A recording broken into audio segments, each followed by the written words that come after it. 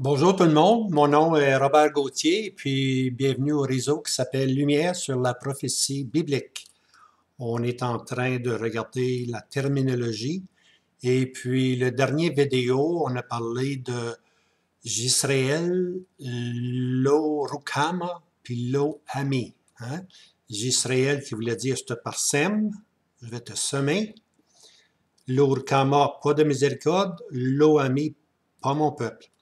Et puis j'aimerais maintenant continuer cette pensée-là avec une expression dans Osée, la fin de Osée, chapitre 1er.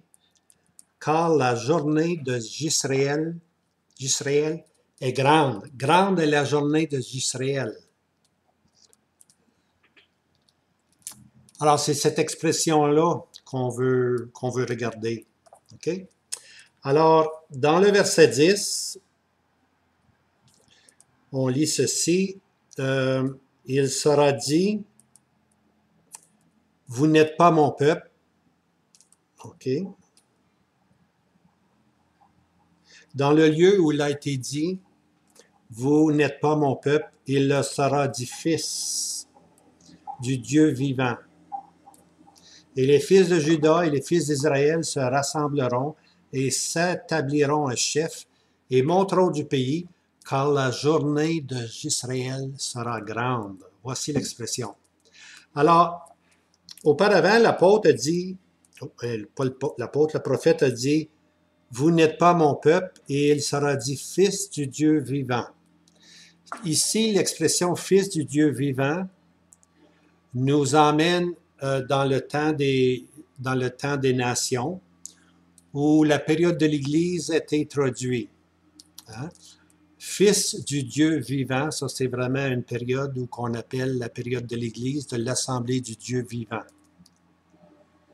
Alors, où il avait été dit, vous n'êtes pas mon peuple, c'est l'autre mot, les nations, les païens, les gentils, n'étaient pas le peuple de Dieu. Mais par la grâce de Dieu, avec la venue du Seigneur Jésus, puis avec l'œuvre de la croix, ils sont maintenant appelés fils de Dieu. Puis ça, l'apôtre Paul nous confirme ceci dans le chapitre 9 au verset 26. Il arrivera que dans le lieu où il a été dit, vous n'êtes pas mon peuple, c'est-à-dire en regardant maintenant vers les nations qui sont païens, vous n'êtes pas mon peuple, là, ils seront appelés fils du Dieu vivant.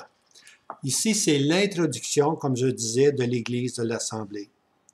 L'Assemblée du Dieu vivant est composée maintenant de Grecs, de Juifs, puis des nations. N'importe qui se tourne vers le Seigneur Jésus fait partie maintenant de l'Assemblée du Dieu vivant. Alors, c'est une référence que Paul donne, tu vois. Si je retourne dans Osée, après qu'il a dit ça, c'est comme une grande période de parenthèse qui existe 2000 ans au moins. Après qu'il a dit ça, le prophète il dit ceci, « Et les fils de Juda et les fils d'Israël se rassembleront et s'établiront un chef, ou un roi, ou un messie, et montreront du pays, car la journée de Jisraël sera grande. » Ici, c'est le Jisraël, je veux dire aussi, je sème. Alors, c'est le jour où Israël va être restauré, puis va être semé, puis Israël sera grand. Israël va croître beaucoup. Alors, c'est ça l'expression, la journée de Jisraël sera grande, parle de la bénédiction qui vont venir au peuple d'Israël alors qu'ils seront restaurés.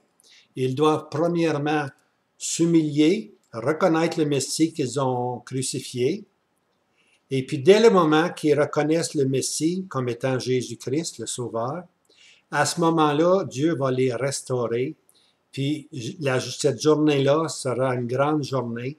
J'Israël sera à nouveau semé, et non plus parsemé.